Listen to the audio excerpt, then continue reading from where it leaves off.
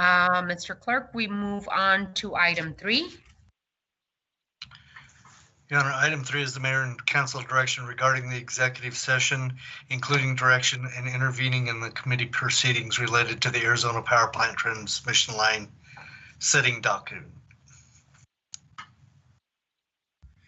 So city manager's communication number 268 dated September 1st is received into and made part of the record. What is the council's pleasure on item 3? Madam Mayor. Council Member Fimbres? With all these concerns we've heard in the following, I would like to make the following motion. I move that the mayor and council authorize and direct the city manager, city attorney, and staff as proceed to as discussed in executive session, and specifically as follows. The city will intervene as a party in the PCEC proceedings. The city's position is that TEP's proposed Route 5A must be rejected as either a preferred route or an alternative route under the statutory criteria. That the committee and the ACC are bound to apply to the application. Reasons for the rejection of Route 5A include and are not limited to the following. The route is incompatible with existing plans for the city, including voter-approved projects under Propositions 101, 407, and 409, and the city general plan.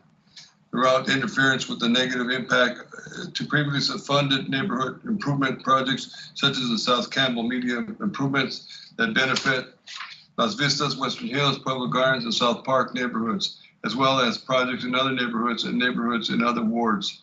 And the rejection of Route 5A 2 years ago followed the review of the community working groups through TEP's own procedures.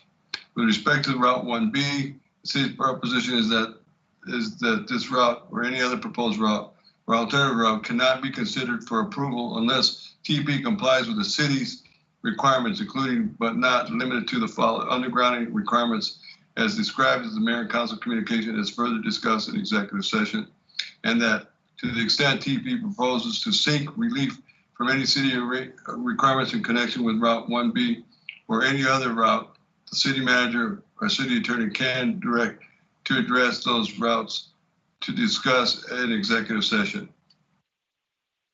That's my motion. All righty. There's a motion. Is there a second? I will second that and I have some comments. Okay. So there's a motion and a second. Go ahead, Councilmember Kafacek. Okay, thanks. Just a minute. Zoom has a cough button. All right, I have a few comments to make, and thank you for the motion, and thank all the group for the time in exec. A few thoughts. First of all, we're making zoning decisions here tonight. This is not a corporation commission rate hearing, and what we're doing is we're protecting the integrity of our existing ordinances and telling TEP that it's not okay to assume that the city is zoned industrial from end to end.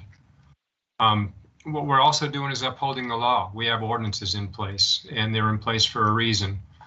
And we are preserving the aesthetics of our neighborhoods, our entire community, and there's an economic benefit to the entire region when we do that.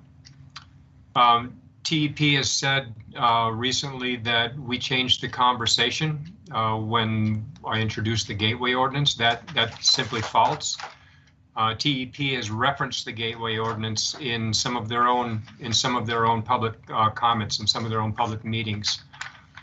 The gateway ordinance matters, and it says that utilities shall be undergrounded, but that's not the only one. We also have scenic routes, and the very same language exists in the scenic routes ordinances that we have in place. This is not a conversation simply about Campbell-Keno and how we get over to Banner UMC. The gateways that we have in place right now include Valencia, Oracle, South Tucson Boulevard, Alvernon, Golf Links, Kolb. The scenic routes include Silverbell, Gorette, Ironwood Hills, West Speedway, Anklam, Mission, Tanque Verde, Houghton, Old Spanish Trail. I mean, they are the entire circumference of the city. We're talking about major corridors that we have affirmatively said we want them preserved and protected from an aesthetic standpoint. Months ago, TEP did an evaluation of all the route options, and they threw out 5A explicitly for lots of good reasons, and Richard just read off some of them. And now today, in a very transparent effort to divide the neighborhoods and to divide this council, they threw it back on the table as their preferred option. A while back, it was their least favorite option, and now tactically is to their benefit. So I fully support taking it back off the table. One of the problems that Richard didn't mention is that the 5A slices through the university area plan. Every single one of the options slices through the university area plan. And the university area plan has some pretty specific language as well. It says the university area plan calls wherever possible to place utility and service equipment underground. And so all of these plans that we have in place and the ordinances that we have in place come to the same conclusion, and that is that we want all utilities. And this isn't just a conversation about TEP ultimately. It's about preserving the integrity, the aesthetic integrity of our community, irrespective of what utility we're talking about. It just so happens that we're talking about the Gateway Corridor and TEP here tonight. Plan Tucson has some similar language about preserving the visual integrity of our neighborhoods. So TEP will have rate hearings going forward, and the cost of this project will be one small factor in their entire pitch to the Corporation Commission when they go in for a rate hearing. And we've seen estimates that indicate that undergrounding this entire corridor will cost about 20 cents per ratepayer if spread out over the entire community. I think more importantly than that is that undergrounding sends a message to TEP and all other utilities that going forward, future development in Tucson needs to respect the aesthetics of our community and respect the integrity and the investment that our neighbors have made in their property.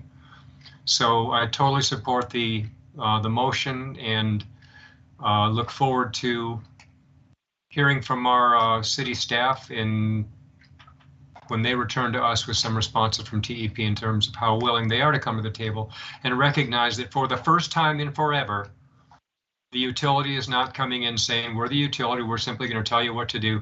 Now we're in a conversation. And I think that's really important for everyone at the table to understand.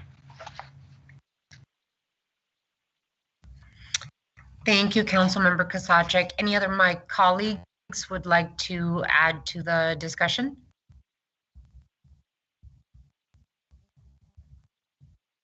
Alrighty.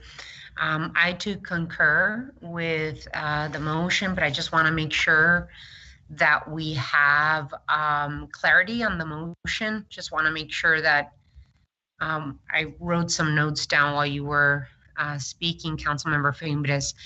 The important points in terms of your motion are that the city will intervene as a party in the CEC proceedings, that the city's position is that Route 5A must be rejected as either the preferred or alternate route, that the city, whatever proposed preferred or alternate route cannot be considered for approval unless TEP complies with all city requirements, including but not limited undergrounding requirements as described in the mayor and council communication. And then that TEP, to the extent that TEP proposes to seek relief from city requirements in connection to Route 1B or any other route, that the city manager and city attorney are directed to address those issues as discussed in executive session. Am I correct?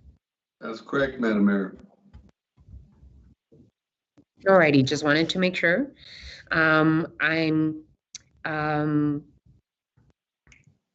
Just wanted to add that in order to have authentic and good partnerships with our private partners in our community, we have to make sure that we both, the public sector and the private sector, the City of Tucson and TEP, approach the conversation not just looking at the bottom line of what a project costs or not, but how that project is going to affect the many customers and ratepayers as well as residents in the area.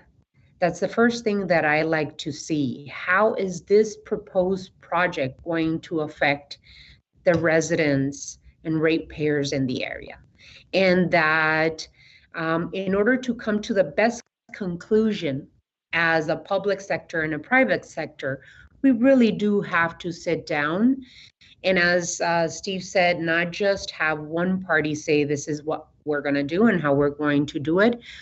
And we don't, really want to sit down and negotiate, but that in order to have the best outcome to a project, we really do need to have authentic and transparent conversations with the community and between the City of Tucson and TEP. And I don't expect anything other than an authentic and transparent conversation with TEP. We can't get to the best approach without being honest with each other. And so with that, if there are no other hands up from my colleagues to continue the discussion, all those in favor of the motion signify by saying aye. Aye. Aye. Aye. Aye. Aye. All righty. I think we've got a unanimous vote of the council. All righty. So that is item 3. We move on to item 4. Thank you, colleagues, for a good conversation.